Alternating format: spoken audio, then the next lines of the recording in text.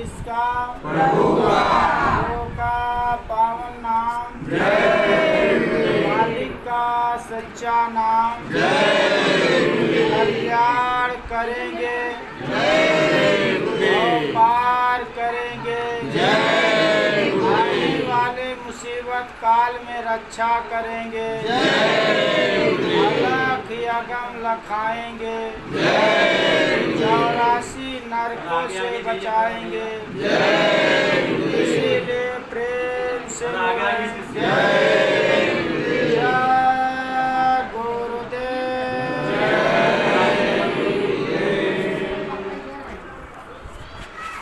बड़ा सौभाग्य है, घट घट में रमण करने वाले परम संत, परम दयाल परमात्मा गुरु महाराज के चरणों में कोट कोट नमन प्रणाम करते हुए गुरु महाराज के उत्तराधिकारी मथुरा के पूज्य हजूर जी महाराज को नमन। आज इस बम्बई के कोना कोना से चलकर आए हुए हमारे सत्संगी प्रेमी गुरु भाई गुरु बहन, बड़ा सौभाग्य है, क्योंकि ऐसे स्थान पे पहुंच जाना मालिक की अपार दया। आज आप लोग देवताओं से बढ़कर आपकी सम्मान है।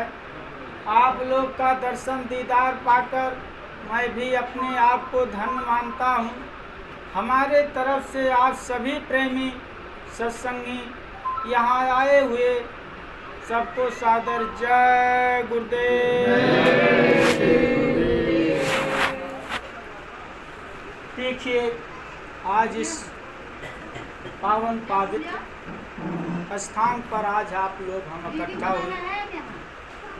आज मथुरा में रोज हजूर जी महाराज ने सत्संग दिए और बहुत हमारे गुरु भाई गुरु बहन वहाँ इकट्ठा होके और ऐसी अमृत बेला में सब लोग स्नान सत्संग गंगा में स्नान किए। बड़ा सौभाग्य है उनका और मालिक की ही चरणों का प्रार्थना करते हुए आज हम लोग यहाँ इकट्ठा हुए। मालिक की दया दुआ हम आपको भी मिले। बड़ा सौभाग्य है ये कि सत्संग जिनको मिल गया वो जीव धन्य है, नहीं तो ये जीवन ऐसे सुनते सुनते बेकार हो जाए। अब गुरु महाराज के जो पुराने सत्संगी जो उनके साथ में रहते हैं, जैसे अभी हमारे गुरु भाई जी गुरु महाराज की चर्चा के बारे में बहुत प्रेम से बताए। अब मालिक का जो सत्संग सुने हैं, मालिक ने जिनको जो दे दिए हैं उनके पास वो धरोहर रखा हुआ ऐसा हमेशा नया होता रहता है कि जैसे बहनों ने एक सिंदूर रखती हैं और सिंदूर कितना दिन रखा रहे, लेकिन जिस दिन लगा लेगी उस दिन ताजा हो जाए। ऐसे हर गुरु भाइयों के अंदर मालिक की दिया हुआ वो अमृत धरोहर ऐसे रखा है कि जिस दिन वो मुखार बिंद से निकलता है उस दिन ताजा लगता है। तो हम आपको जब सत्संग में आए तो बड़ा ध्यान पूर्वक सुनना चाहिए, क्योंकि ये हमारा आपका असली औकात है, असली नकली नहीं। आज यहाँ चल के हम लोग आए हो, अपना कारोबार धंधा व्यापार बिजनेस सब कुछ छोड़, इसलिए चलेंगे गुरु महाराज का आश्रम और हम लोग गुरु महाराज से कुछ प्रार्थना कुछ पूजा करेंगे, दर्शन करेंगे। क्योंकि आपने जब चले हैं तो ये सोच के चले हैं कि हम एक अच्छे स्थान पे जा रहा हूँ जहाँ स्वर्ग की द्वार है, जहाँ से हमारी आपका मुक्ति का साधन है। जब हम सब कुछ त्याग कर आते हैं तो जब कदम आगे बढ़ता है तो महात्माओं ने लिखा, संत मिलन को जाइए तज ममता अभिमान, जो जो पग आगे धरे कोटिन जग समान। कोट माने 1 करोड़ को 1 कोट कहती है।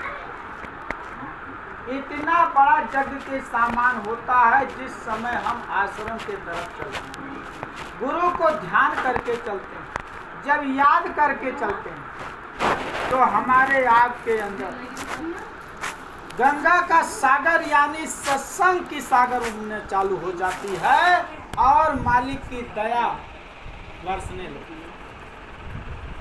दया को कहीं ढूंढना नहीं, ऐसा कोई गुरु भाई गुरु बहन नहीं है कि जो गुरु को याद करें और दया ना मिले, ऐसा हो नहीं सकता। जो याद का ही उल्टा दया होता है, जो याद कर लिए उनको दया नहीं। लेकिन एक बात और सुनिए, सत्संग का मैन महात्मा का इशारा किस तरफ होता है, कैसे हो। सत्संग को सुनने से कम लाभ होता है, लेकिन उस इशारा को समझ लेने से ज्यादा लाभ। सुनाते हैं टन भर और सुनते हैं मन भर, लेकिन मानते नहीं हैं कन भर। अगर उसे नहीं मान किए तो सुनने से कोई फायदा नहीं। गुरु महाराज ने मंच से कहा, बच्चा हमारी वचन को मान जाओगे, जो भी हमारे वचन को मान लो तो मैं आपका पूजा करवा देंगे। लेकिन वचन को मान लो। क्या वचन था गुरु महाराज? है जो गुरु महाराज ने कहा हमारी वचन मान लो।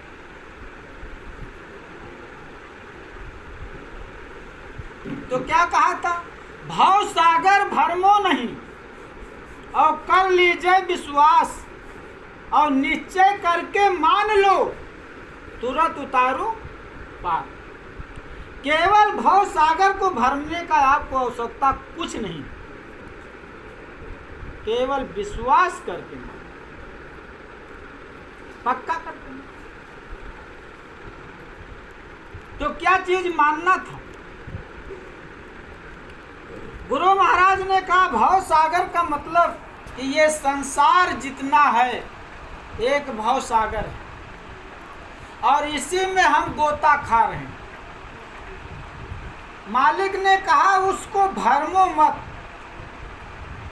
केवल पक्का दृढ़ करके मान लो। मानने का मतलब कि जैसे आपने कह रहे भैया हम तंबाकू खा रहे हैं, आदत पड़ गया है, नहीं छूटता, और गुरु महाराज ने कहा छोड़ दो।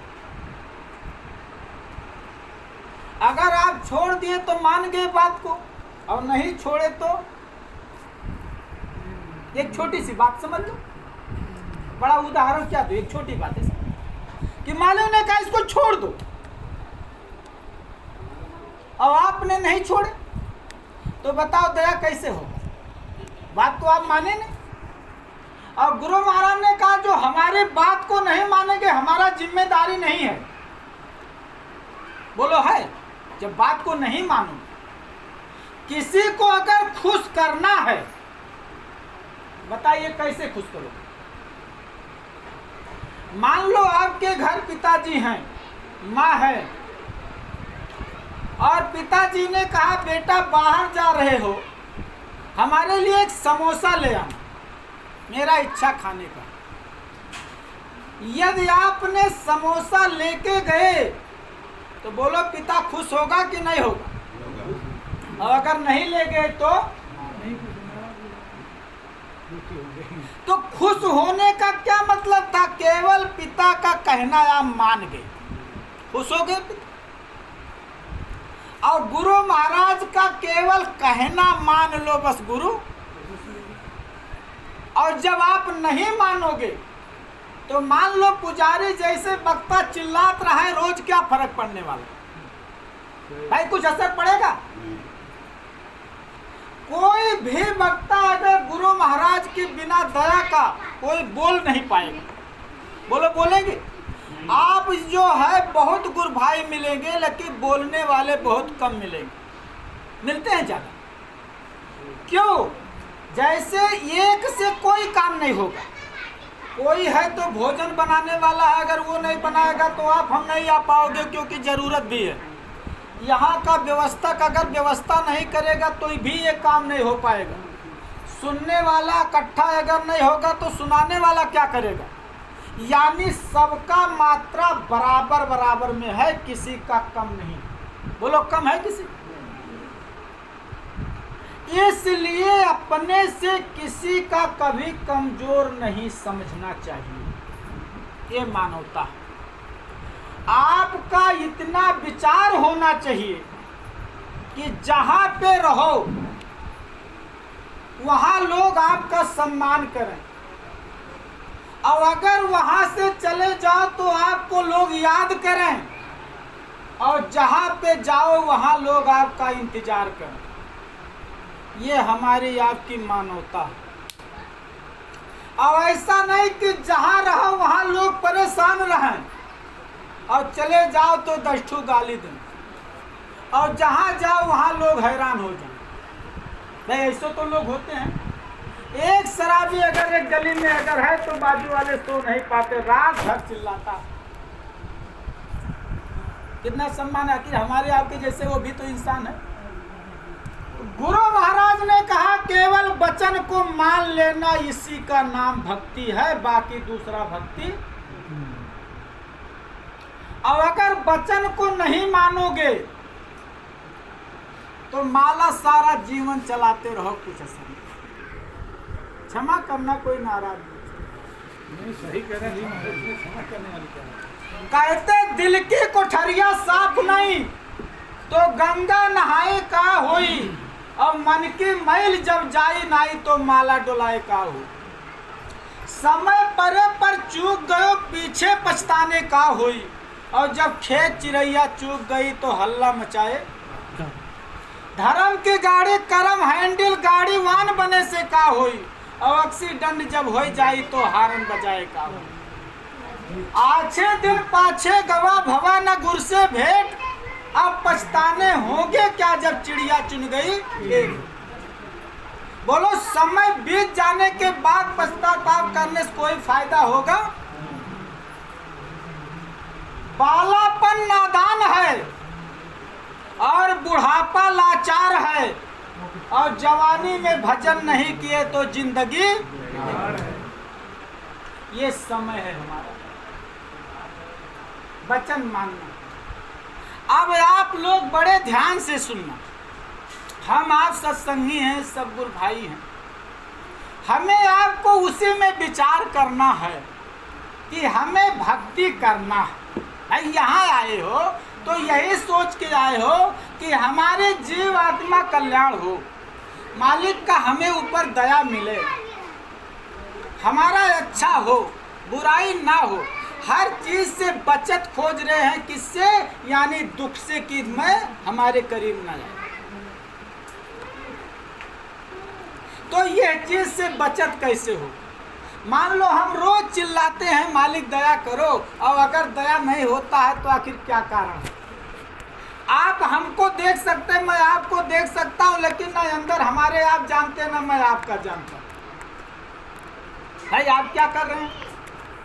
लेकिन कुछ ऐसे गुरु भाई हैं जो वचन को मान लिए हैं, आज भी गुरु का दर्शन रोज पाते हैं, आज भी उनके ऊपर दया बराबर होती है। लेकिन जो हमारे आपके जैसे कह के हटा देते हैं, सब बच जाते हैं। अब आप हम ध्यान से सुने, गुरु महाराज की दया होती कैसे? जब तक हमारी आपकी बुनियाद मजबूत नहीं होगा तब तक छत नहीं रुकेगा, गड़बड़ हो जाएगा। सबसे पहले तो हमारी आपकी नींव मजबूत होनी चाहिए। जैसे हमें भक्ति करना है तो सबसे पहले अपने अंदर का विकार खत्म करना। विकार क्या खत्म करना है? अब हम आप तो जी रहे हैं, देख रहे हैं कि जिंदगी में सुख का आने का कोई अनुभव दिखाते कि सुख हो जाए। भाई कहते हो कि चलो बहू आ जाए, थोड़ा आराम हो जाए, लड़का जवान हो जाए, कमाए लागी। आज के बच्चे वो अपने कमाई ना पेट पूरा कर पाते हैं। बताओ आपका कौन गत है ऐसा? लेकिन उसी बच्चे के लिए हम आप बहुत परेशान हैं। जितना परेशान हैं उसका यक्को गुना गुरु के लिए नहीं परेशान। और गुरु महाराज ने कहा बच्चा ये सब बंधन है, जैसे फंसते हम आप चले जाते। क्या कहा? पहला बंधन पड़ा देह का, दूसर तिरिया जान, तीसर बंधन पुत्र विचारो, चौथे नाती मान। जो कहूँ नाती के नाती होवें, वो के कवन ठिकान। धन दौलत ये हाथ हवेली, एक एक काव करो बखान। चौलल लसरी सतलल लसरी, बात दिया तुम्हें बहुविध तान। और मरे बगैर अब छूटो नहीं, जीते जी अब सुनो न कान। बोलो जब तक मौत नहीं हो जाएगा तब तक छुट्टी है इस दुनिया से? कब सुख मिलेगा? सुख कहाँ है और कब मिलेगा? इसलिए इस बात को ध्यान से सुनना। सुख का हमारे आपके पास 4 प्रकार में सुख है और 4 प्रकार में दुख है। और वैसे गिनती करोगे तो अनेकों प्रकार दुख है। लेकिन जो महात्मा ने बताया कि 4 दुख आपका है और 4 सुख। अभाव जन दुख पहला नंबर, अभाव जन दुख और हानि जन दुख, अपमान जन दुख और विरत जन दुख। 4 प्रकार में दुख और 4 प्रकार में सुख। 4 प्रकार में सुख क्या है? पहला सुख कि ये शरीर निरोगित हो, दूसरा सुख संपदा हो, तीसरा सुख घर की पत्नी एकदम अच्छी लक्ष्मी के अवतार हो, चौथा संतान जो पुत्र हो वो आज्ञाकारी। पहला सुख निरोगित काया, दूसर सुख घर में हो माया, तीसर सुख पतिव्रता नारी, चौथा सुख पुत्र हो आज्ञाकारी। लेकिन ये चारों इकट्ठा अगर कभी हो ही जाए और मान लो भूकंप आ गया है तो भी बचने की कोई जगह नहीं। भाई बचेंगे? गुरु महाराज की वचनबाणी है, ध्यान से सुनना। क्योंकि ये सुखी की जगह है कि मतलब आप सुखी रहेंगे, आपका शांति रहेगा, आपका मनो कोई प्रकार कष्ट नहीं हो। लेकिन 4 प्रकार में दुख है। अब ऐसे 4 लोग को खोजे लागोगे तो जिंदगी बीत जाएगा, इकट्ठा शायद ना मिले। बहुत किधर होगा जो मालिक की दया हो। 4 प्रकार में दुख सुनिए अब। अभाव जन दुख। अभाव जन दुख क्या क्या होता है कि जैसे अपने पास नमक रोटी है और दूसरे के पास वो 56 भोग है, भोजन बना। अब अपने का बिल्कुल हटावा चाह तो वह ताकत हो मिल जाए तो बड़ी अच्छी। अच्छा बताओ जब अपने पास ना है तो मिल पाएगा? अपने पास जो भी झोपड़ी है, छोटा है बड़ा है कुछ भी है, उसी में आपने सुखी मान लो। लेकिन उसको ना देखते हुए दूसरे का डबल तल्ला वाला मकान देख रहे हो, बड़ा अच्छा। बताओ ये बीमारी फोकट में ले रहे हो कि नहीं ले रहे हो? क्या फायदा इस बीमारी से? भाई इससे कुछ लाभ है? अपन लड़का को नहीं ध्यान देते हो, कहते हो उसको कुछ ज्ञान नहीं। दूसरे का अगर कोनो कार लग गया, कमाने लगा, रोज चिंता में। देखो अपाने उम्र का है वो 10-15 हजार कमाने लगा, तुम घूम रहे हो रोज अपने लड़के बोल रहे हो। घर के परिवार से रोज झगड़ा कर रहे हो, दूसरे का तुलना दे रहे हो।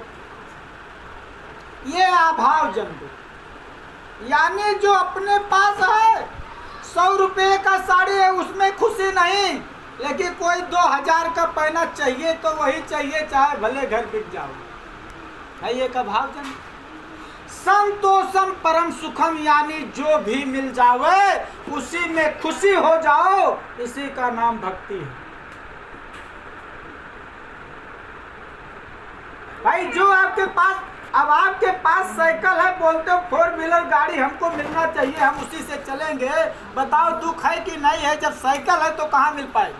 कहाँ 5000 का औकात, कहाँ 15 लाख की औकात में कैसे पहुंचो? इसलिए इस दुख को फोकट में मत खरीदो, ये केवल आपका भक्ति विनाश करने का दुख है, इससे कोई फायदा नहीं। अपमानजन दुख, अपमानजन दुख क्या? घर में कोई कुछ बात बोल दिया, मान लो सास बहू को बोल दिया, बहू बोलती अब तुम्हें जिंदगी में नहीं बोल पाएगी, ऐसा अपमान तुमने कर दिया बोल। लड़का बाप को बोल दिया, बाप ने बेटा से रूठ गया, बेटा बाप को बोल दिया, बाप रूठ गया। ये सारी चीजें क्या है? कोई पड़ोस वाला बोल दिया, कोई रिश्तेदार बोल दिया, कोई बोल दिया। अपमान अगर आपका हो गया, सारा चिंता आपका है कि ये बहुत बड़ी। अगर उसे दिल में रखे रहोगे वही दुख को, तो वो दुख अंदर अंदर घाव बना देगा, मगर कोई फायदा नहीं करेगा। बोलो फायदा करेगा? अब जो चीज खतरनाक हो उसे अंदर रखना चाहिए भाई। अगर वो चला गया कांटा अंदर तो आखिर घावे तो करेगा, क्या करेगा? महात्मा कहते इससे निकाल फेंक।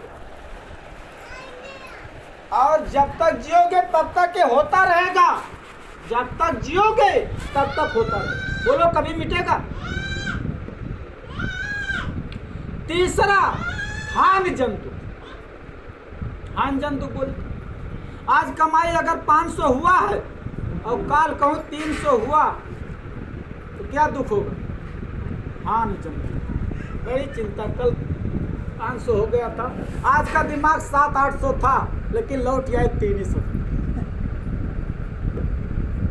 आप गए हैं, कोई दुर्घटना हो गया, पैसा लग गया या मार लग गया या कुछ भी लग गया, अब बहुत बड़ी हान होगा। 1 हफ्ता 15 दिन दिल में लिए हो, बड़ी का हान।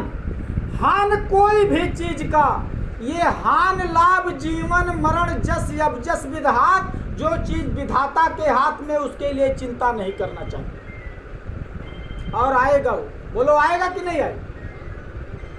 आपके हाथ में नहीं है ये, और जो विधाता के हाथ में हो उसके लिए चिंता करना चाहिए। भाई आप कहाँ जाओगे जो मौत नहीं हो? यहाँ इतने लोग बैठे हो और नाम इसका मृत लोक है। अब आपके पास संपदा हो ना हो ये संशय है, आपके पास अच्छे बच्चे हो ना हो ये संशय है, आपका व्यवहार अच्छा हो ना हो ये संशय है, लेकिन इसमें बताओ किसी की मौत ना हो ये संशय है? कोई ये कह सकता है कि हम नहीं मरेंगे? ये निश्चय है एक दिन जाना है, और ये भी पता नहीं कि कल ही जाना है कि आज जाना है कि 4 साल बाद जाना है कि 10 साल बाद, लेकिन जाना है ये निश्चय। अब ये हान जन दुख जो रोज हान होता, और वो चिंता रोज लोग को रहता। अगर कोई दिन कुछ नहीं भाई तो जानो उस दिन खाना नहीं खाते, आज बेकार। पत्नी पूछती पानी पी लो, नहाए तो आज प्यास वास खत्म। अब उसी हान में पानी तक छोड़ देते हैं लोग, पीते नहीं पर। रात में स्वप्न देखते तो वे उलझन में पड़े रहते, कमाई नहीं हुआ कर। अब ये हान जन दुख, अब ये आपके दिल में धौता। बोलो है सबके अंदर की ना है? चाहे थोड़े हो या ज्यादा। अरे भाई जो लाख कमाता है वो 1.5 लाख के अंजाद काल का रखा है कि आज 1 लाख है, काल 1.5 लाख चाहिए। 100 रुपया वाला काल 150 पर है, 1000 वाला 1500 पे है, यानी नीचे कोई नहीं सोचता है कि कल 1 लाख मेरा, आज चलो चल से 1000 पे मान जाऊं। बोलो मानेगा वो? उसको आगे बढ़ना है। जब तक कुबेर भगवान की खजाना नहीं ले लेगा तब तक पीछे नहीं हटेगा। अब ये अभाव, हान जन दुख, विरत जन दुख क्या है? आपका कोई सगे रिश्तेदार या आपके मित्र था, बहुत जम रहा था, आज उससे थोड़े बात के लिए विरत हो, बोलचाल खत्म। एक चिंता है, दूसरा पूछ रहा क्या हुआ, बहुत जम रहा था आपका, कहा क्या बता, अरे कैसे, अरे कैसे नहीं, अब जानो बोलचाल खत्म। रिश्तेदारी था, छूट गया, कैसे क्या हुआ, अभी मत पूछो। किसी घर का परिवार बहुत मजबूत थे, सदस्य घर के कोई भी थे, मृतकाल हो गया, क्या हुआ, अभी मत पूछो, चले विरत। कहने का मतलब ये 4 प्रकार के दुख में पूरी दुख आ जाती है। और महात्मा कहते आखिर ये दुख से बचोगे कैसे? अब ये इशारा महात्मा का, ये दुख से बचोगे कैसे, बचने का क्या तरीका? अगर ये सोच करोगे, हान करोगे, चिंता करोगे, क्रोध करोगे, तो बोलो ये दुख से बचोगे? ये दुख, इसमें महात्मा ने कहा कि आपके अंदर विवेक है, सोच लो और समझ लो। वेद शास्त्र रामायण गीता में केवल यही है कि सोच लो, विचार कर लो। और पूरे वेद शास्त्र गीता रामायण में पूरे में 4 वेद 6 7 18 पुराण में बात मिला है दुई, सुख देनी सुख होत है, दुख देनी दुख हो, बाकी कुछ नहीं। बोलो और कुछ है आगे?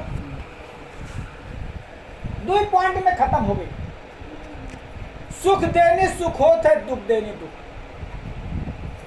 अब आपको सुख देना है कि दुख देना? गोस्वामी जी ने क्या लिखा कि जो सर काटे आन के अपनो रहे कटाए, स्वामी आही गरीब का बदला कहीं न जाए। तो जब बदला देना है तो किसी को मारने से क्या है कुछ फायदा? अब आपका दुख का कारण क्या हो? आपने गुरु किए, और जब गुरु के पास जिस दिन कोई जीव जाता है तो संसार से नाम कटकर वो गुरु के रजिस्टर में नोट होता है। अब आपका क्या हो गया है? अब ये आप अच्छे और बुरे दोनों कर्म से अलग हो गए।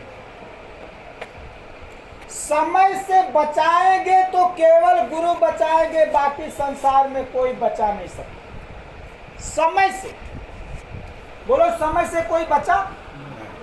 समय के चक्कर में राजा हरिश्चंद्र पड़ गए, जो पानी डोम के घर पर हुआ है, नहीं सुने हो? समय के चक्कर में भगवान राम पड़ गए, 14 वर्ष वनवास जाना। समय के चक्कर में पांडव पड़ गए, 14 साल भीख मांग के खाना पड़ा। समय के चक्कर में नारद जी पड़ गए, जब विश्व मोहिनी में अपमान हो गया। आप सोच लीजिए, किसी राजा महाराजा भगवान का नाम ले लो, बोलो समय से बचे कोई? लेकिन जिसको गुरु चाह लिए वो समय से बचे। बोलो समय से माता सबरी बची है कि नहीं बची? भाई समय से मीराबाई बची, रविदास जी बचे, यानी गोस्वामी जी बचे, जो समय से, यानी समय के चक्कर से बचाने वाले केवल गुरु हैं, बाकी कोई बच नहीं पाए। और समय सबको सताएगा। आज भी समय हमारे आपके साथ ही है, लेकिन बचने का उपाय क्या? गुरु चरण दृढ़ प्रीत करो, मन का खींच लगाम, शरण लेव गुरुदेव के अवश्य मिलेंगे राम। यानी मन की लगाम को खींच लो और गुरु के चरणों में लगा।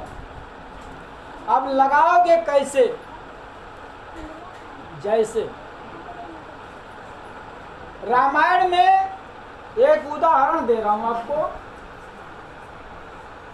भगवान राम का वनवास हुआ तो यात्री मुनि के आश्रम में भगवान राम पहुंचे जहां माता अनसुईया। तो मुनि जी से भगवान प्रेम से मिले तो माता सीता जी खड़ी। तो सीता जी को इशारा किए भगवान राम कि आप कुटी में चली जाओ, माता जी हैं, कुछ उनसे ज्ञान लो। माता जी इशारा पाके और बगल होके जो है माता अनसुईया के पास। तो भेष में कैसे थी? जैसे फकीरी भेष में निकली थी, इसी वेशभूषा में सीता जी थी। अनसुईया माता के पास जब सीता जी पहुंचे तो प्रणाम किए। कहते हैं कि अनसुईया के पद गही सीता और मिली बहोर सुशील विनीता। ऋषि पत्नी के मन अधिकाई और आशीष दे निकट बैठाई। उन्हें आशीर्वाद दी और बगल में बैठा। कहा बच्ची वनवास तो भगवान राम का हुआ है, आपका तो हुआ नहीं है, तो ये फकीरी भेष में कैसे? तो कहा माँ अगर जिसका पति फकीरी भेष में हो तो देवी को श्रृंगार शोभा कैसे? कहा बेटी तुम नहीं समझ पाती,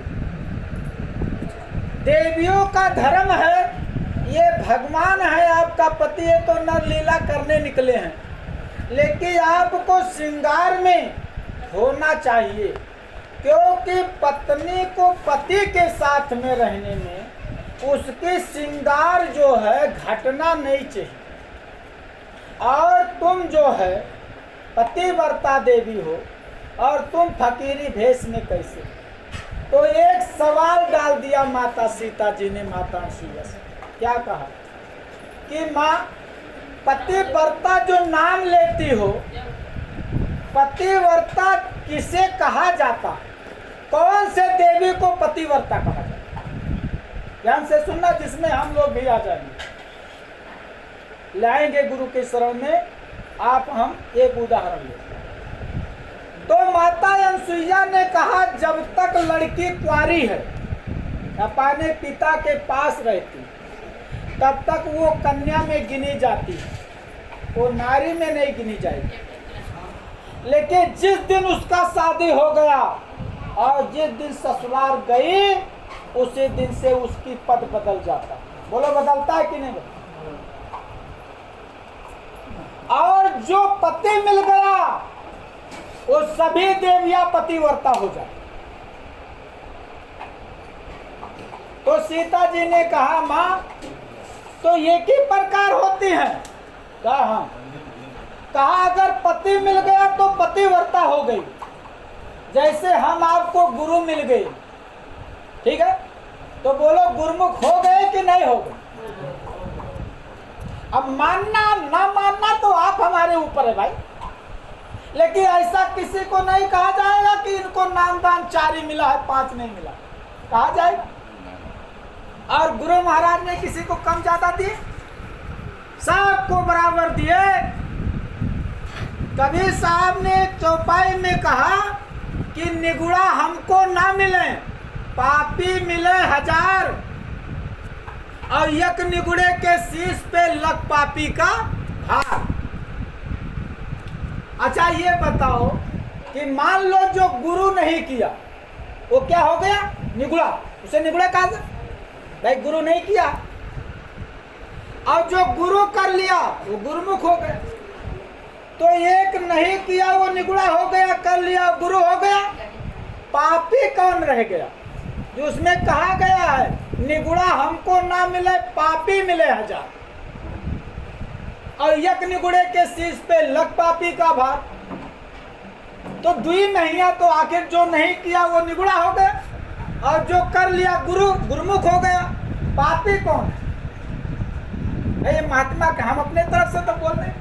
मान लो हम आप सब गुरु भाई हैं, ये विवेक लगाया जाए कि मान लो पापी किसे कहा गया भाई, कि चौपाई में लिखा कि निगुड़ा हमको ना मिले पापी मिले 1000, और एक निगुड़े के शीश पे लग पापी का भाग। तो वो गुरु नहीं किया, निगुड़ा हो गए, हम गुरु कर लिए, जानो गुरुमुख हो गए। पापी कौन है? अब वो पापी कौन रह गया? ध्यान से सुनना, नाराज मत होना। हम ही आप पापी हैं।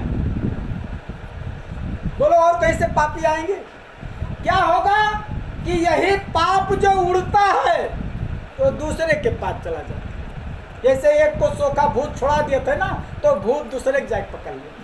बोलो कहीं जाता है, एक तो छोड़ा जो दूसरे के लग जाता। ठीक इसी प्रकार से जो गुरुमुख होते हैं वही पापी हैं, यानी गुरु करने से इनकी पाप उड़ता है। तो कबीर साहब ने कहा कि निगुड़ा हमको ना मिले पापी मिले 1000, कि पापी मिले उससे कोई टेंशन नहीं, और एक निगुड़े के शीश पे लग पापी का। अब इस प्रकार से हमारी आपकी पाप जो खत्म होगा, तो कैसे खत्म? संसार में पाप खत्म करने वाले कौन हैं? अगर गुरु ना मिले तो संसार में बताओ कोई पाप खत्म कर सकता है? किसी को बता दो, किसी देवी देवता, किसी भगवान, किसी को। बिना गुरु का पाप का निवारण कोई कर ही नहीं सकता। और जब तक गुरु नहीं मिलेंगे तब तक किसी का भवसागर से नैया पार। अब आप यहां सुनिए कि सीता जी ने पूछा पतिव्रता देवी कहा किसे कहा जाता है? तो कहा जो पति मिल गया उन्हें पतिव्रता। अब एक बात ध्यान से सुनना, यहाँ गुरु मिल गए सबको गुरुमुख कहा जाता। गुरु मिल गए सबको गुरुमुख कहा जाता। माता सीता ने अनसुईया माता से पूछा कि वेद शास्त्र में लिखा है कि पतिव्रता स्त्री अपने जीवन में कभी विधवा नहीं होती है, तो माँ ऐसा कैसे होता? क्या शास्त्र ने गलत लिख दिया है? कहा नहीं बच्ची, सही लिखा। फिर क्यों? तब माता ने कहा कि उसे महात्मा ने आगे लिखा है कि जगे पतिव्रता 4 विध होई, वेद पुराण संत सब काही। 4 प्रकार। ऐसे हमारे में हम गुरु भाई भी 4 प्रकार के हैं। नाराज मत हो।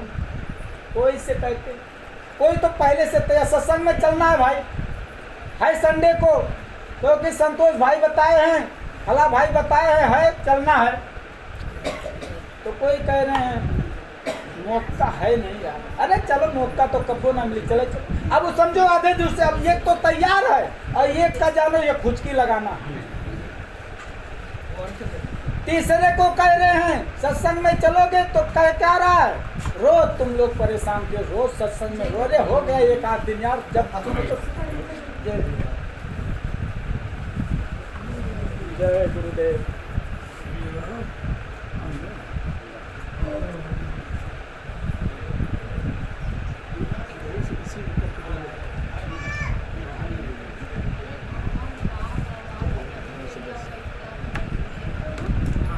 कर लेंगे। हाँ ले ही सारा तो ले ही नहीं हो गया, बस बहुत हो गया। सबसे ज्यादा अमीर पी गए। चलिए बड़ी खुशी की बात है, पीते रहो और मालिक का नाम लेते रहो। जोर से बोलिए जय। बाबा जी का कहना है संत बाबा जय गुरुदेव जी का कहना है मन मन करता कौन खराब, खाने से होगा भलाई, मांस मच्छी अंडा छोड़ो, रहम करो रहमान मिलेंगे। बाबा जी का अर्जी है। जय गुरुदेव। अच्छा, अब शरबत पी लिए, कुछ तरावट हो गया, ध्यान से सुनना। देखिए, ये मौका हमेशा तो मिलेगा नहीं, कभी कदार मिलता, क्योंकि ये बार बार मिलता नहीं है। लेकिन ये जब मिल जाता है तो इससे अच्छा आनंद दुनिया में कुछ है भी नहीं। और उन्हीं को मिलता है जो भाग्यशाली हो, जो सत्संग में पहुंच गए। मान लो मालिक की दया उनके ऊपर आया तब वो पहुंचे। और गुरु महाराज मन से कहा था, जिनकी कई पुण्य का भाग जागता है तब उन्हें महात्मा मिलते। इसलिए आप सब धन्य हैं, मालिक की दया है जो ऐसे स्थान पे इकट्ठा हुए।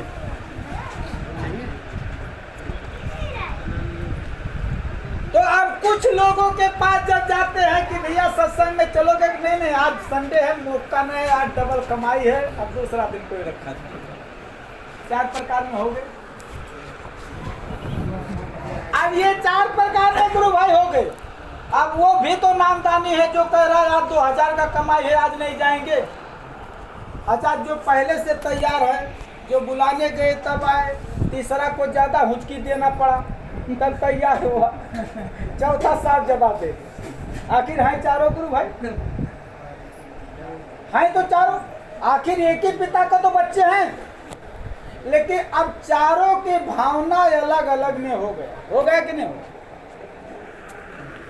अब जो सत्संग में नहीं आए, गुरु की वचन नहीं मानेंगे, तो बोलो उनका संकट जाने वाला है। आवाज आएगा तो कहोगे जय गुरुदेव जय गुरुदेव, बोलो होगा काम। क्षमा चाहता हूँ, कोई नाराज। अरे भाई, जब आपने कबीर साहब क्या कहा, सुख में याद करते नहीं और दुख में करते याद, और कहे कबीर वह जीव के कौन सुने फिर याद।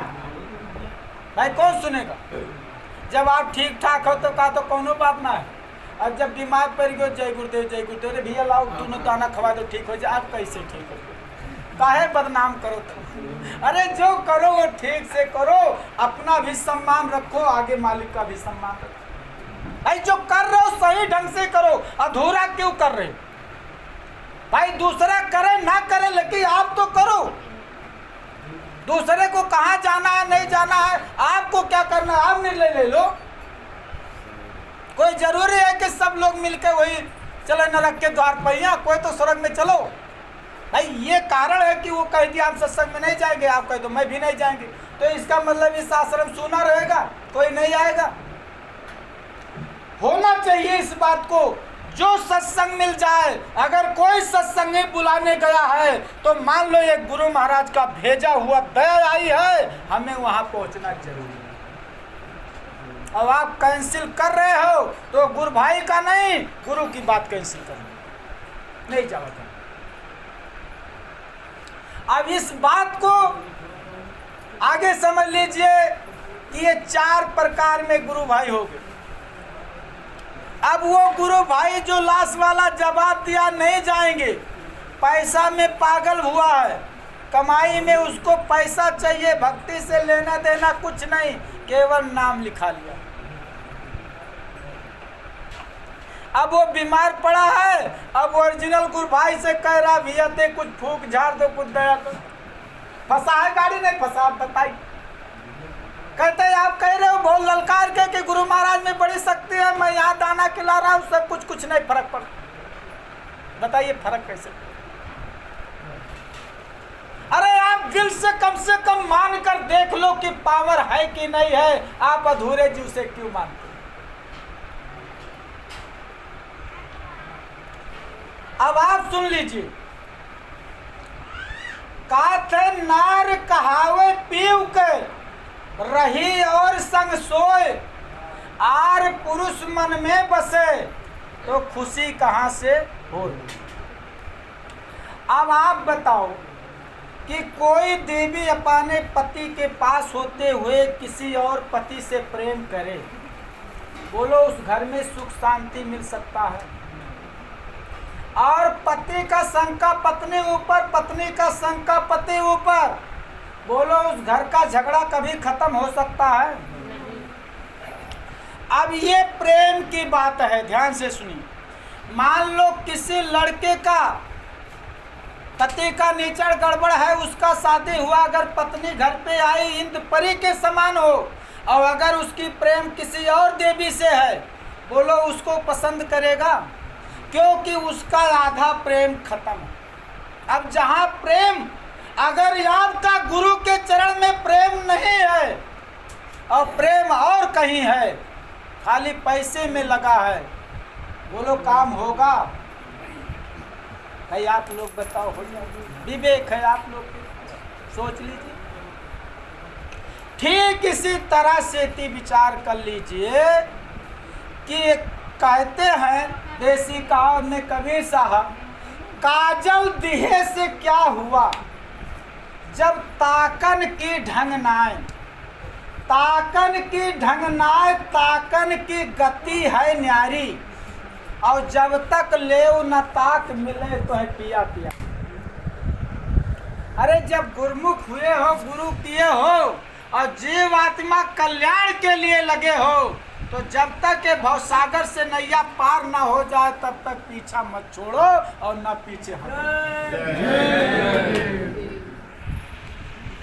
अब अगर अधूरे गति में फंस गए तो बोलो कोई फायदा? भाई फायदा लेने के लिए तो आए हो। मान लो खेती किसान किया है तो सोच रहा है कि हो जाएगा, इसमें 10 मन डाला हूं तो 100 मन हो जाएगा, और अगर कुछ नहीं हुआ तो बोलो तकलीफ है कि? इसलिए हम गुरु शरण में आओ। गुरु जी ने स्वयं कहा है कि बच्चा एक का मैं 10 देता हूं, एक का। तो संसार की बात गलत हो जाएगा तो बोलो महात्मा की बात गलत होगा? भाई बताओ अगर कभी गलत हो।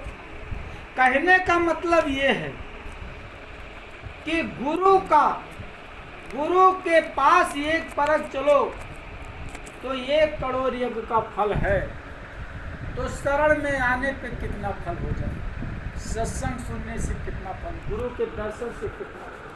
यानी आपका ये जीव आत्मा कल्याण का फल केवल गुरु के ही शरण में होता है, बाकी और कहीं। इसलिए अब माता अनसुईया ने सीता जी से कहा, बस इसी में रहेंगे, थोड़ा ध्यान देना इस बात, कि जग पतिव्रता 4 विध होई, वेद पुराण संत सब। तो माता जी ने कहा सीता जी कि यदि अगर पतिव्रता देवी विधवा नहीं होती तो कुछ देवियां विधवा की होती। कहा हुई में 4 प्रकार का, 4 प्रकार का अभी आप हम गुरु भाई लोग ने गिनाए। ऐसे वेदों में माता अनसुईया ने क्या बताया कि उत्तम के मन बस सद आई, और सपन वयान पुरुष जगनाई। मध्यम पतिव्रता देख कैसे, भाई पिता पुत्र के जैसे। तीसरा डेर बस रहत लजाई, और जग में अधम नार कहलाई। चौथा पर पति संग रत करही, रौ रौ घोर नरक में परही। पति प्रतिकूल जन्म जहाँ जाई, और विधवा होए तरुण में आई। अब आप देखो कहा 4 प्रकार में पतिव्रता, उत्तम के सदा के लिए उसके दिल में बसा, स्वप्न देखेगी तो पराया पति को नहीं देगी।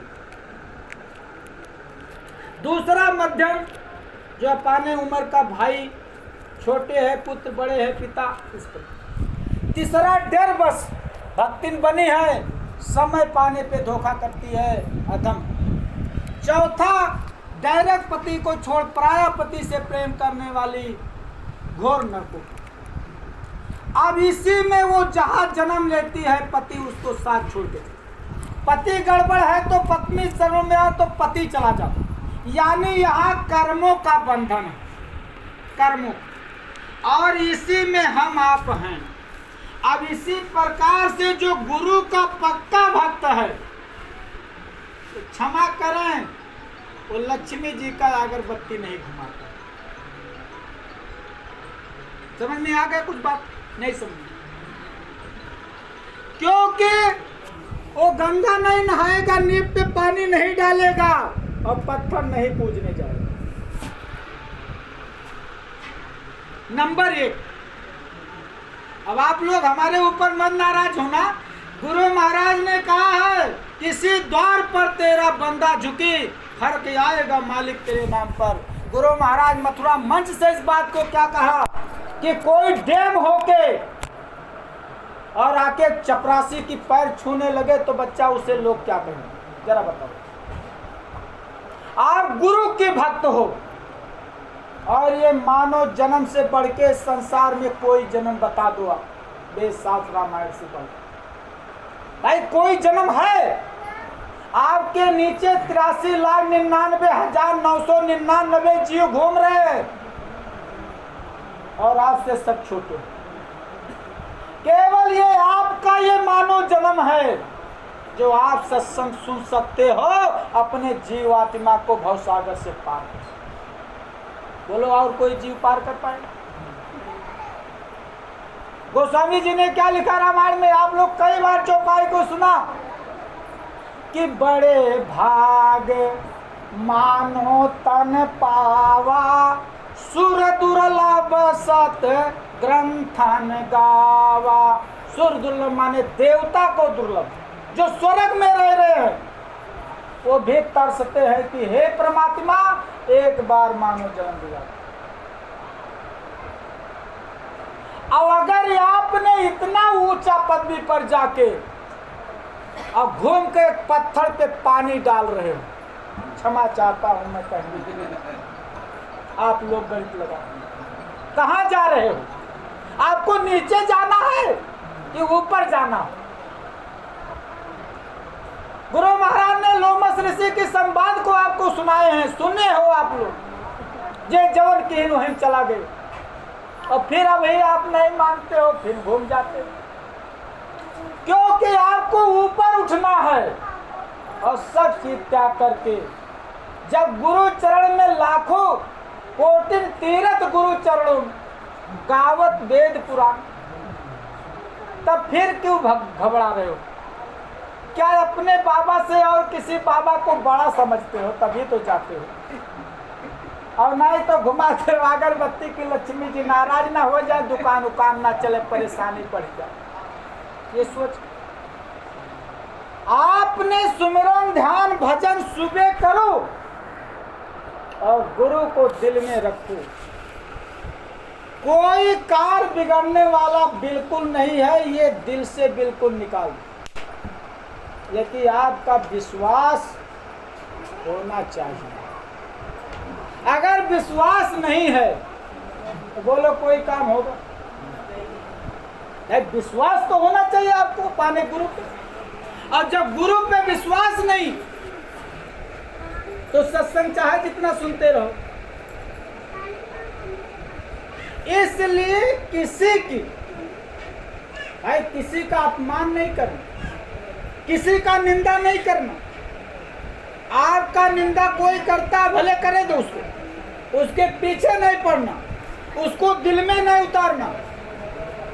गुरु महाराज ने क्या कहा महात्माओं ने, यदि भक्ति तुम करना चाहो तो निंदा से मत डरियो जी।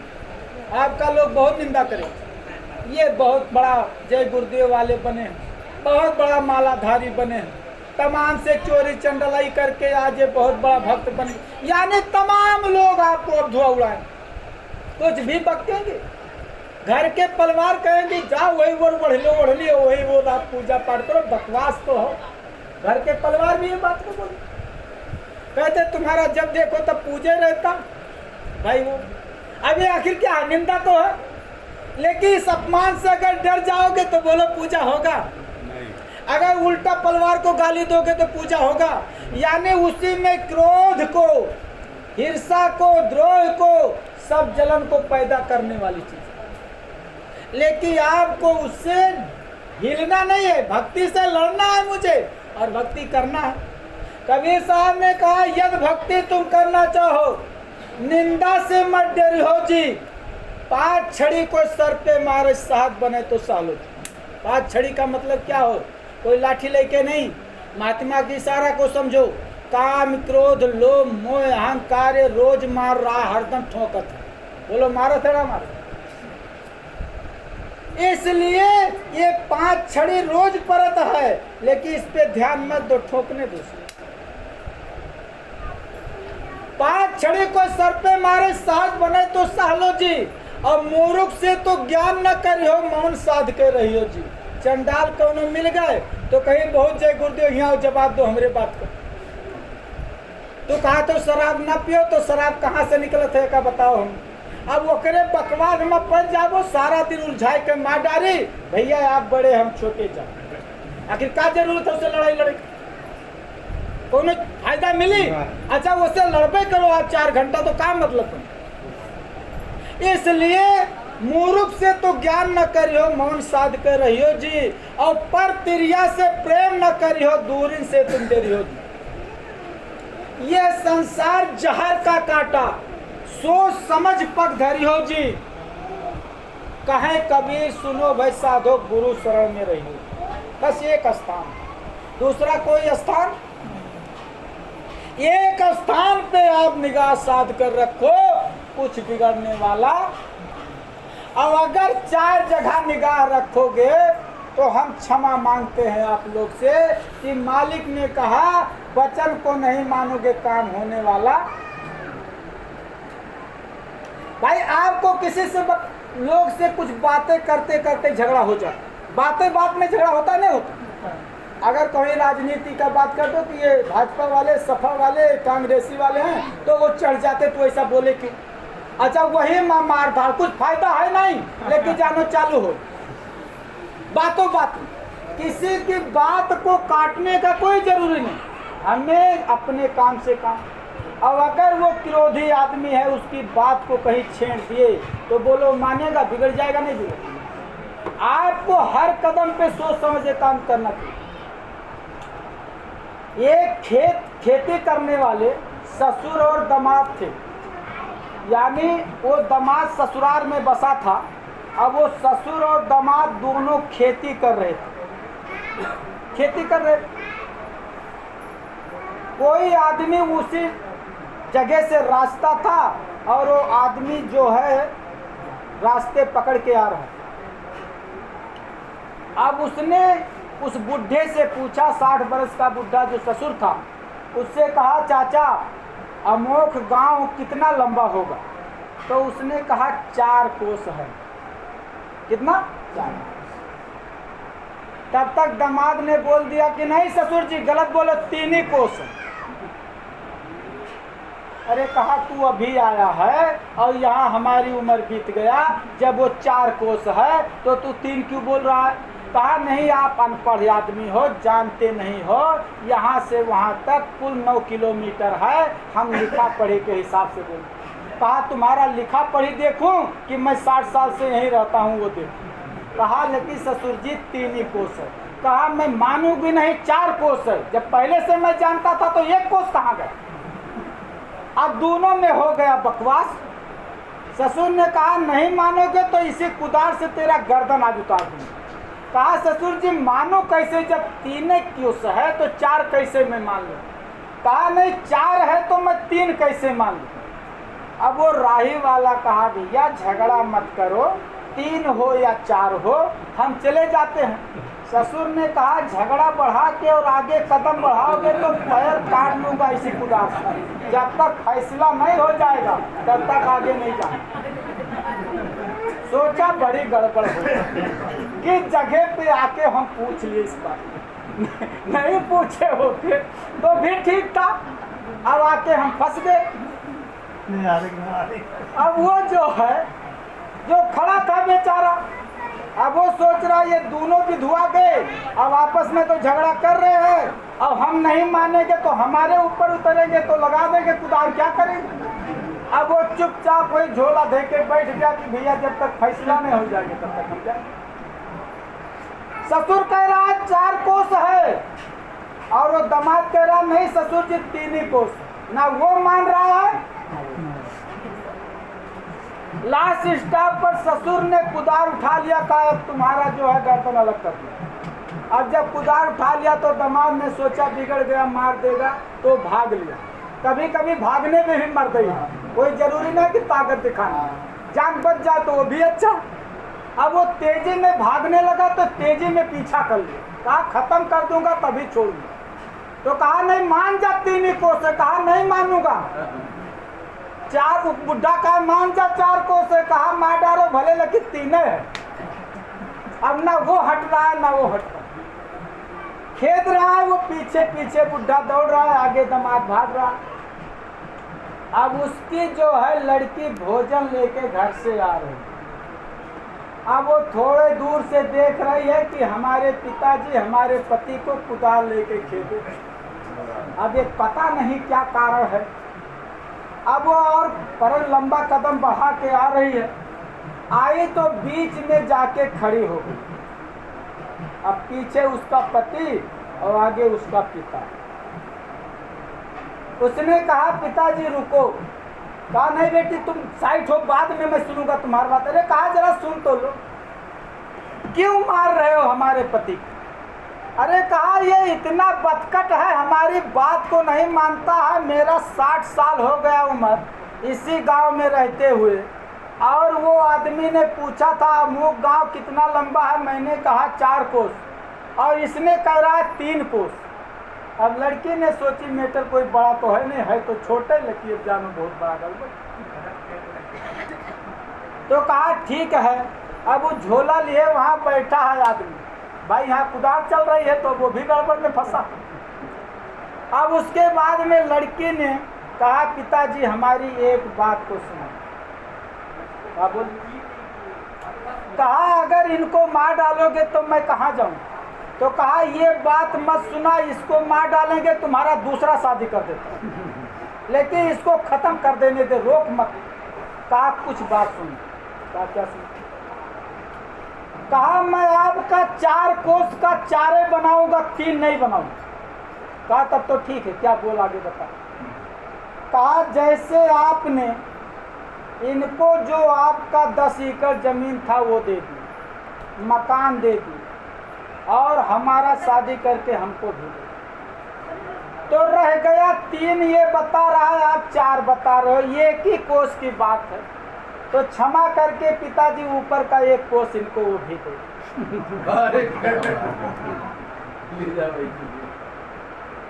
ससुर ने कहा चल बेटी तुम्हारा बात मान के ले जा, 1 कोस ले जा, लेकिन 4 के 4 रह तो गया। अब आप सोच लीजिए, फैसला करने वाला अगर ना मिले तो बोलो बदकट आदमी मरकट जाएंगे कि बचेंगे। अब धन है उस लड़की का जो बेचारे सही सलामत फैसला दोनों के बीच में कर। तो ठीक इसी तरह से किसी गड़बड़ आदमी की बात नहीं काटना चाहिए, बैठे रहो उसके बगैर सुनते रहो, लेकिन टोको मत कि ये गलत बोल रहा है, उसको रोको मत, नहीं बिगड़ जाएगा भाई। क्या फायदा आपको, आपकी बात तो मानेगा नहीं और फोकट में झगड़ा कर लेगा। तो आप अपनी जान को अंदर रखो, ओपन करने की क्या जरूरत है। क्या कहने वाले हो कि हम बहुत बड़ा भक्त हैं। भक्ति को छुपा के रखना चाहिए, ओपन नहीं करना चाहिए। आप अगर टीका बुंदा लगा के अगर घूम रहे हो तो आप भक्त हो। भक्ति उसे नहीं कहते। भक्ति का लक्ष्य क्या है, जिसका अंदर का हृदय कोमल हो, जिसके हृदय से दया उठती है, जिसके अंदर कोई विकार ना हो, हर प्रकार वो पाप से न्यूट्रल हो गया हो, हर प्रकार नशा पदार्थ छोड़ दिया हो, जानो निर्मल। और अगर एक छोटी सी नशा आप नहीं छोड़ सकते हो तो बोलो भक्ति कैसे कर सकते। भक्ति कोई छोटा चीज। 1.5 इंची का बीड़ी होता है, कितना 1.5 इंच, 5.5 फुट शरीर को बैठा हुआ सत्संग में इशारा कर रहा है, उठ ले, हो गया टाइम, चल के पी ले, वहाँ झाड़ के नीचे पी के आ जा। यहाँ पिएगा तो फिर भाई देखेंगे नाराज हो जाएंगे। अब देखो 1.5 इंची का बीड़ी, 5.5 फुट शरीर, यानी 60-70 किलो उठावत है। और बगल में बोलो ताकत किसके पास है, उस बीड़ी के पास है कि आपके पास? अरे भाई जो बगल उठा ले गया, बोलो ताकत है उसके पास? नहीं, छोटी सी एक चुटकी तम्बाकू है, बगल वाले की सरफ बनाओ, चलो वही सारा कर रहे हैं ना। अब ये चुटकी के लिए इशारा हो रहा है, भाई बहुत थोड़ा सा, लेकिन ये 60-70 किलो पार्टी को कह रहे साइड बना लो, चुप से दे दो, पुजारी हाथ गोलंदाज है के देखा। अच्छा अब ये देख लीजिए, ये हमारी आपकी नशा जो चीज है, क्या है, जो मुख से खाओ और मुख से थूको, वो पाप में गिना जाता है। ध्यान से सुन, मुख से खाओ और मुख से थूको, यानी नशा नाश की जड़ होती है। एक शराबी एक महात्मा के पास गए और महात्मा जी से कहा कि सरकार ये शराब के पीछे सारा औकात हमारा बिका है, बच्चे बर्बाद हो, मैं सुना हूँ आप शराब छोड़ा देते। तो महात्मा ने कहा हाँ छोड़ा देते। तो कहा हमारा भी छोड़ा दो। कहा छोड़ा दो। कहा कैसे छुड़ाते हो? कहा बात तो टाइम नहीं है, कल सुबह सुबह आ जाओ। और शराबी सुबह सुबह पी के गया। बहुत से लोग का सुबह नाश्ता भी होता है उसी शराब, वो पी के गया और गया महात्मा के पास। महात्मा जी बैठे, कहा बाबा जी मैं आ गया। तब तक महात्मा जी एक खम्मा था कुटी में, उसी खम्मे को जकड़ के पकड़ लिया महात्मा जी। शराबी देख रहा हो खम्मे को क्यों पकड़ रहे? शराबी ने कहा बाबा मैं बोल रहा हूँ कि हमारा शराब छुड़ा दो, तो आप खम्मे को पकड़े। कहा क्या करूँ बेटा, ये खम्मा मुझे पकड़ लिया, छोड़ नहीं रहा। अगर ये छोड़े तब मैं कुछ बोलूं, अब मैं लाचार हूँ, ये खम्मा मुझे पकड़ लूं। शराबी चारों तरफ से ताक रहा और बाबा जी को कह क्या रहा शराबी कि बाबा जी मैं पिया जरूर हूँ लेकिन चूतिया नहीं हूँ। पिया जरूर हूँ लेकिन इतना मूर्ख नहीं हूँ कि हमारे ज्ञान नहीं है। बताओ शराबी बोल रहा। कहा बच्चा कैसे? कहा खम्मे को आप पकड़े हो, खम्मा आपको नहीं पकड़ा, आप छोड़ दो बस गुरु महाराज छोड़। कहा बच्चा हम जाने कि आपके पास ज्ञान नहीं। कहा नहीं मैं ज्ञानी पीता जरूर हूँ लेकिन दिमाग है हमारे। तो कहा बच्चा ये बताओ शराब आपको पी रहा है कि आप शराब को पी रहे हैं? शराब आपके पास आता है कि आप लाने जाते हैं? कहा नहीं मैं जाता हूँ दुकान पे लाने।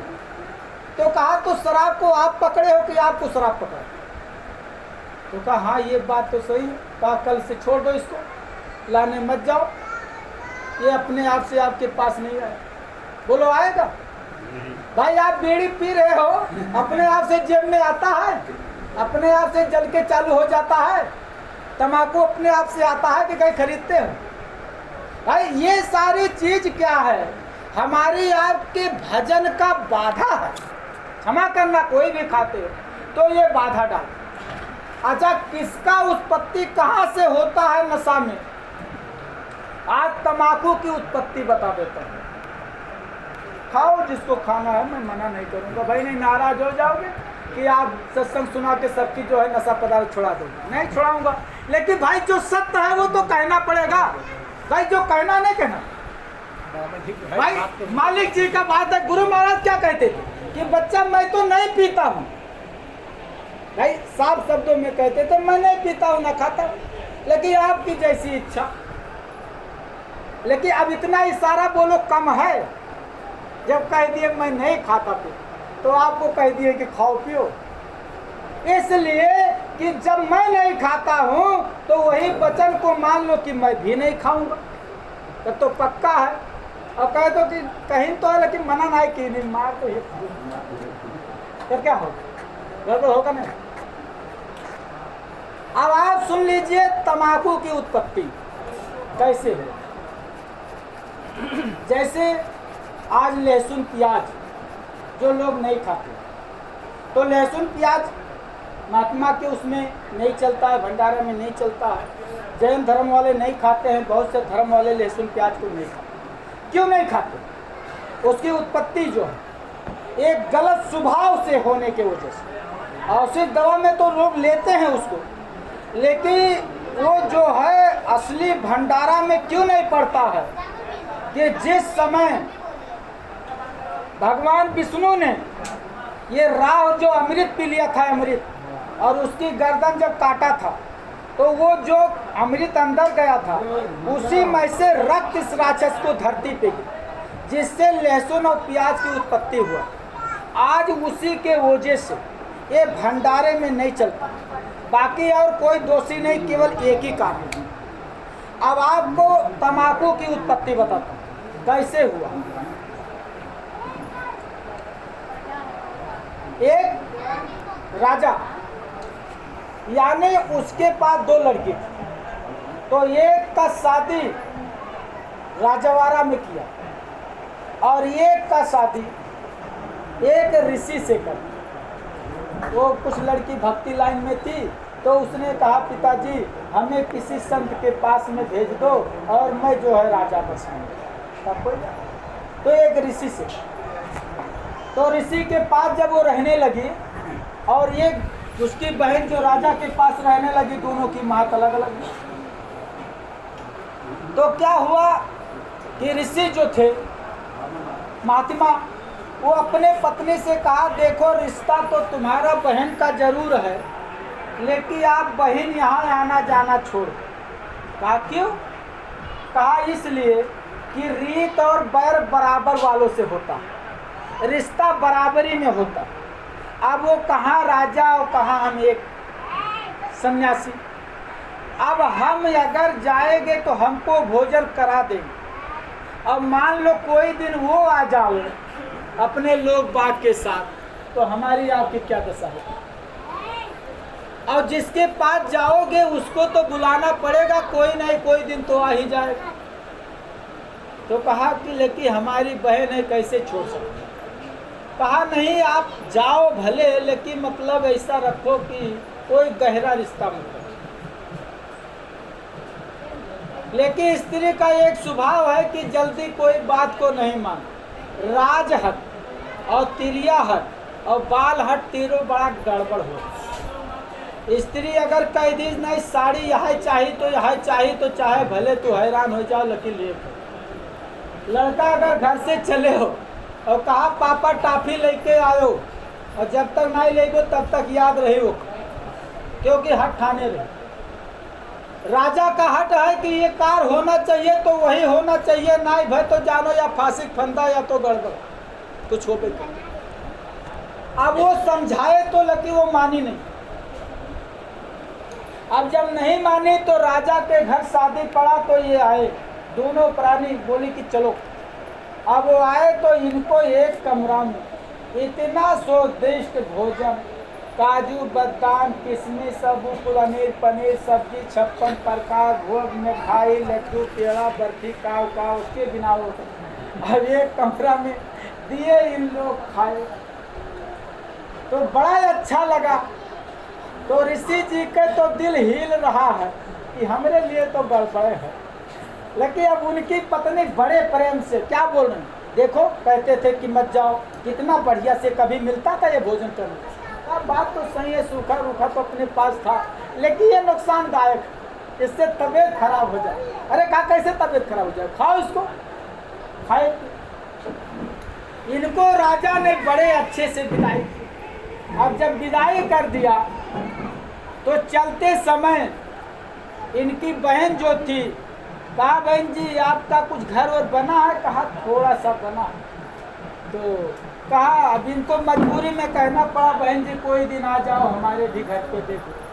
तो कहा अच्छा ठीक है, मौका पड़ेगा तो देखे आ जाओ। ऋषि ने कहा गड़बड़ कर दिया, मत बुलाया करो। क्या करे बुलाए, कहाँ बैठे हो? अरे भाई राजा रानी का बैठने का कोई व्यवस्था होना चाहिए। अब ऐसे बैठा दोगे, भाई उसका पद भी है, अब वो जमीन पे कैसे बैठा हो? तो ऋषि ने कहा गड़बड़ कर रही हूँ, लेकिन ठीक है चलो। समय कुछ बीतते गया। एक दिन रानी ने राजा से कहा कि हमारे बहन यहाँ चलो। तो कहा कैसे चलूं? कहा चलो फिर लोग बाग के साथ। मंत्री को बुलाया तो राजा ने कहा मंत्री ढिढोरा पीट दो सबको और ऋषि के पास चलना है, 10,000 लोग को तैयार।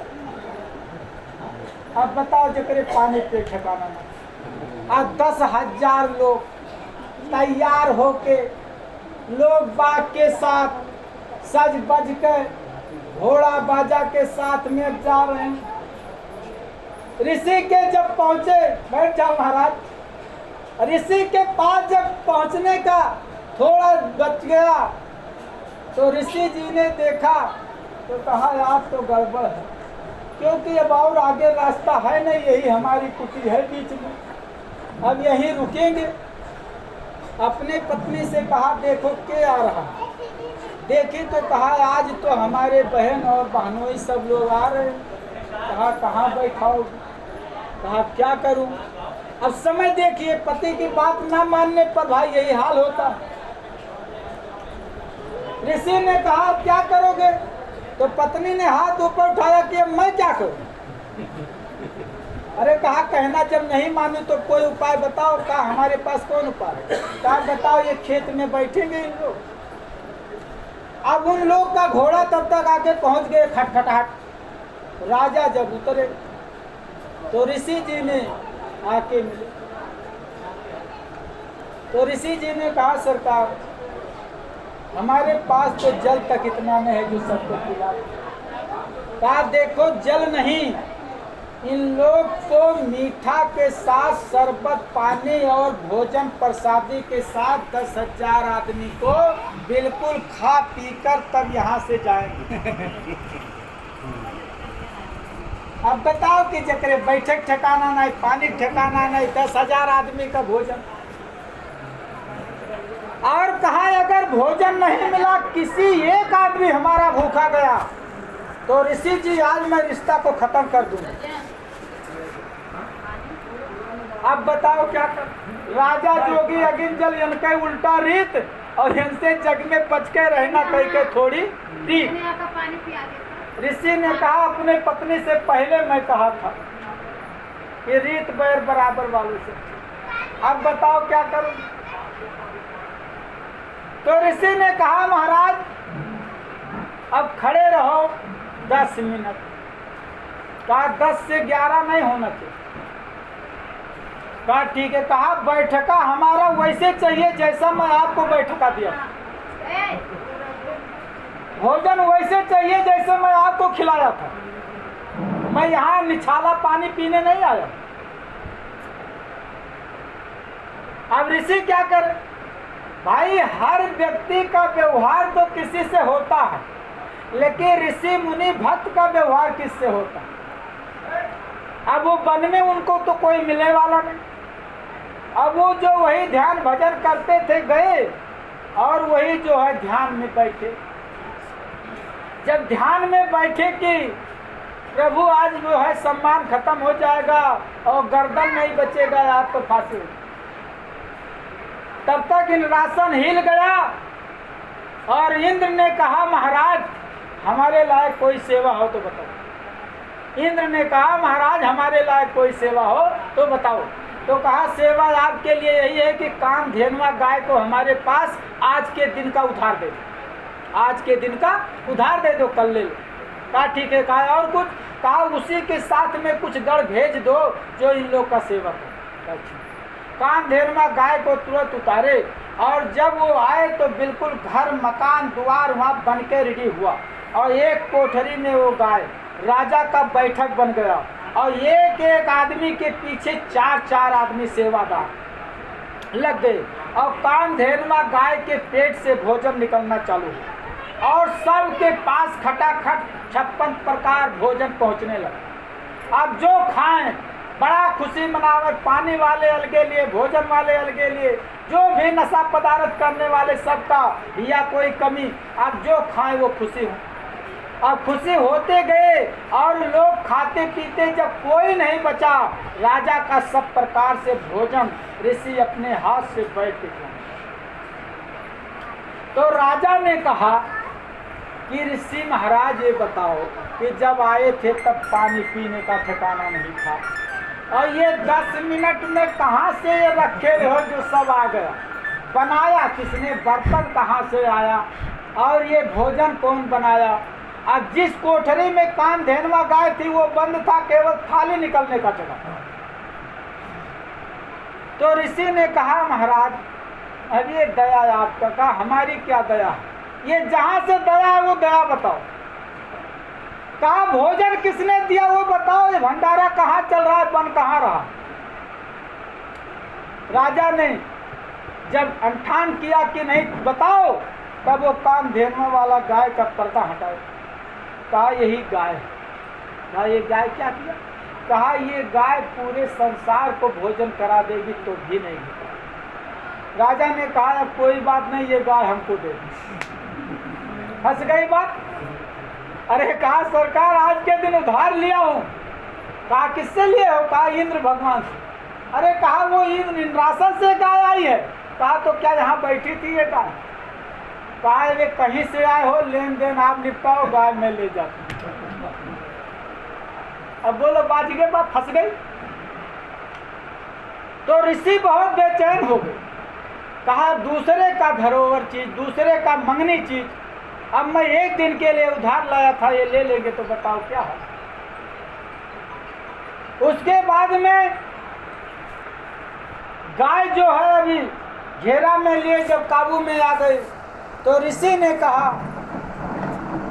कि गाय माता अब हमारे बस के बात नहीं, ये जो मैं रोक लूं, और इस राजा के सामने मैं कर ही क्या सकता। गाय ने कहा चिंता क्यों करते, मैं जहां से आई हूं जा रही हूं। और गाय उड़ गई। अब उड़ान लिया, जब ऊपर गई गाय तो ये राजा गुस्सा में आके कुछ तो देखा न आओ न था, बस बाण मार।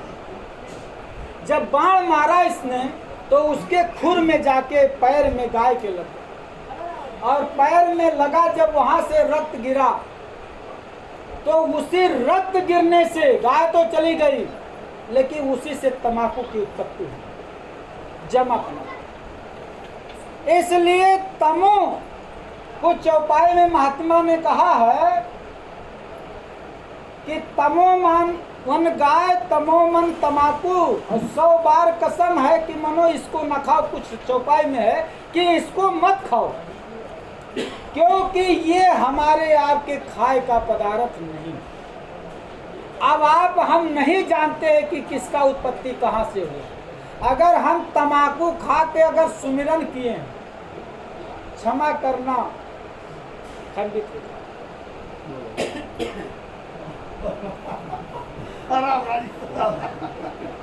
अब जो भी कहना था मैंने कह दिया। अब आप लोग चुनौती फेंको ना फेंको, खाओ या ना खाओ, हम ये नहीं कह रहा हूँ भाई, लेकिन ये है कि ये हमारे लिए नुकसान है। अगर माला कह के और उतर के उसके बाद पना को ठोक के खा लिया हूँ तो हमारा सुमिरन खंडित हो जाएगा। क्यों खा रहे हो, उससे क्या ताकत है, क्या पावर मिल रहा है आपको। गोवा गुटखा नशा चीज क्या चीज है, ये आपके स्वास्थ्य का चीज है। आपका तंबाकू अंदर नहीं ले रहा, इसलिए बाहर से थूकना पड़ता। लोग जबरदस्ती बीड़ी पीते हैं, मुंह बंद कर लेते तो कपार से नाच के नाक दाई भागता है, और अंदर शरीर कहता हमारे बस के बात नहीं है समान। दारू पी लेते हैं, शरीर डगमगाने लगता है कि वो चाहे नाला में गिर जाकर पमरिए खत्म हो जाए। बोलो होता है कि ना। इसलिए नशा नाश का जड़ है। हम क्षमा चाहते हैं कि कोई नशा पदार्थ ना करो। भक्त का काम है शुद्ध शाकाहारी बनो। बाबा जी का कहना है, संत बाबा जय गुरुदेव जी का कहना है, मन करता कौन खराब, जय गुरुदेव। इसलिए क्षमा चाहते हैं कि नशा चीज को छोड़ दे तो अति सुंदर है, क्योंकि अगर छोड़ देते हैं तो समझो कि हम ये काम बना देते, कोई भी हो गुरु भाई। इसलिए अच्छा बताओ, उससे कुछ ताकत बनता है तम्बाकू से? जरा बताओ खाने वाले भाई, मैं तो नहीं खाता। अच्छा, बीड़ी पीने से कोई पावर बढ़ता है? क्या नशा करते, बॉडी बनता है? जिससे नुकसान हो तो मान लो दुनिया नहीं जानता है, लेकिन बताओ आप लोग जानते हो कि नहीं जानते? शरीर का कीमत दुनिया वाले नहीं जानते हैं, तो बोलो आप लोग जानते हो कि नहीं जानते? जैसे एक धोबी ने रोज कपड़ा धोने नदी पे जाता था, और एक दिन जब धोने गया तो एक थोड़ा दूर पानी में देखा नदी किनारे, तो एक चमकीला सा चीज बहुत तेजी झलक उसका दूर तक फैला। उसने सोचा कि चल के देख ले क्या चीज कितनी रोशनी है।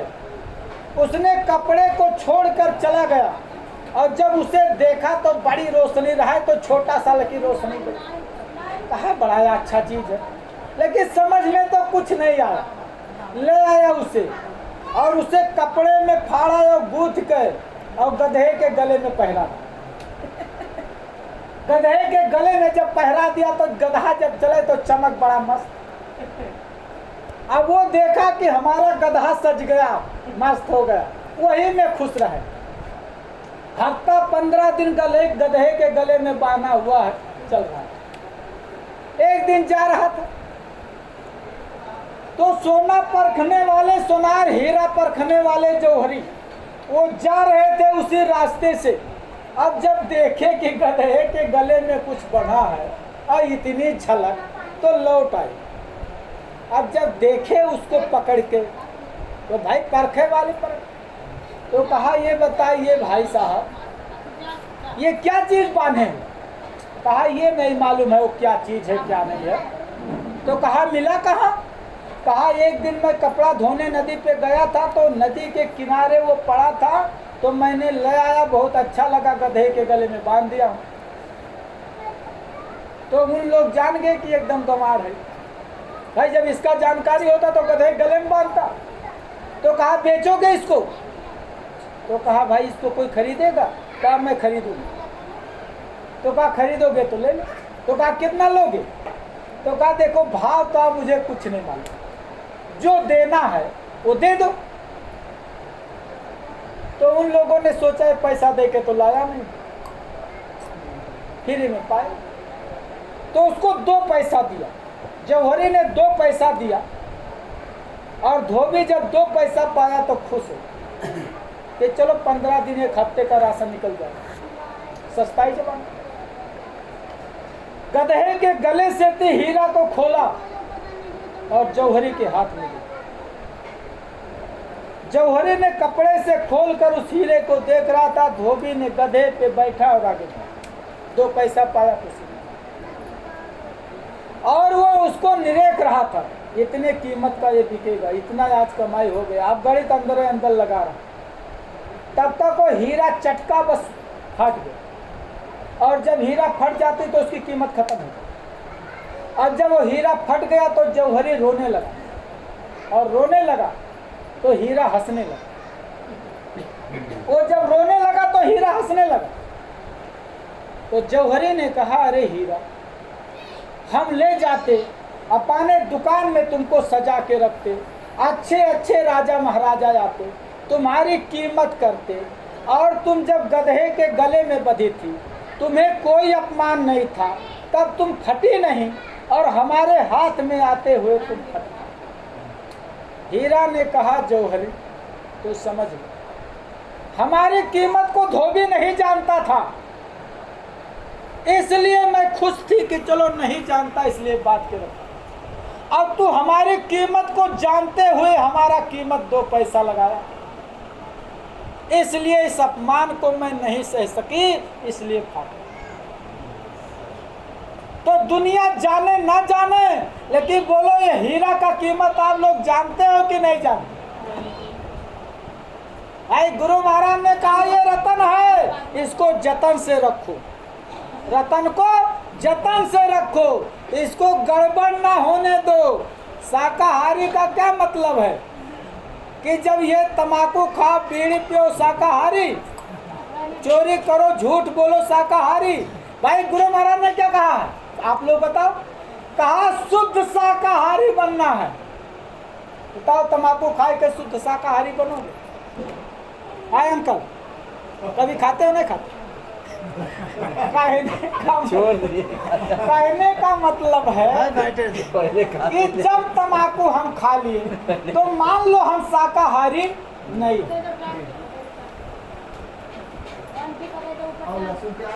अब लहसुन प्याज जैसे औसत मान तो हम लोग लेते हैं जैसे भाई, लेकिन मैन भंडारा में नहीं चलता। मैन भंडारा चलता है क्योंकि वहाँ कहते हैं ये चीज़ मनाई।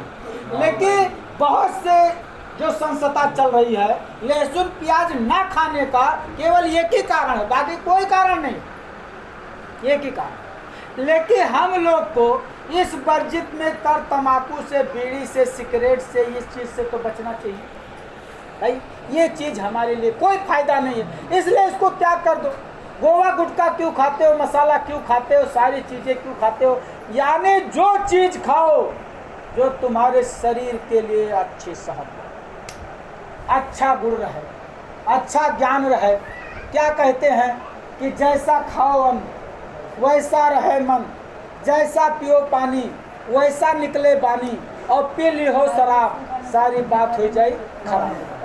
अब शराबी आदमी से कह दो कोई पूजा की बात करो, बोलो बताइए, क्योंकि उस समय तो वैसे वो पगलान गए नहीं, उसका वैसे क्या। इसी प्रकार से हम आपको ये चीज़ का विचार करना चाहिए, कैसे कि हम आप सत्संगी हैं भाई। जैसे संसारिक की क्या बात है भाई, संसारिक है वो। कैसे कबीर साहब ने कहा, एक निगुड़े के शीश पे लग पापी का भार। अब उसके ऊपर भार तो चढ़ा है, तो उसका तुलना आप क्यों दे रहे हो? वो तो डूबा है बेचारा, नहीं जानता, लेकिन आप तो जान ही रहे। तो इसीलिए हम आपको हर बात को सोच समझकर कार्य करना चाहिए। भक्ति से हम आपका पक्का दृढ़ पक्का मजबूती बनना चाहिए। और अगर हम मजबूती नहीं बनाएंगे तो हमारा आपका हर काम अधूरा है। तो समय बहुत ले लिया आप लोग को, अब मैं क्षमा चाहते हैं कि अब इस बाड़ी के साथ मैं अपनी बाड़ी को काम दूंगा। कहने सुनने में गलती हुआ होगा तो भाई क्षमा करना। और आप लोग मालिक के वचन बाड़ी सुने, बहुत अच्छा लगा। एक बार और उच्चारण करिए, बोलिए जय गुरुदेव, जय गुरुदेव। बाबा जी का कहना है, संत बाबा जय गुरुदेव जी का कहना है, करता कौन खराब, खाने से होगा भलाई, मांस मच्छी अंडा छोड़ो, हिंदू मुस्लिम सिख ईसाई सभी मर्ज की एक दवाई, रहम करो रहमान मिलेंगे, क्या पशु पंछी क्या इंसान, हाथ जोड़कर विनय हमारी, छूकर विनय हमारी, राम रहीम और कृष्ण मुरारी ये साथ दे रहे गवाही, तटती जीवे करे पुकार, बाबा जय गुरुदेव जी का कहना है, हाथ जोड़कर विनय हमारी, बाबा जय गुरुदेव जी का अर्जी है।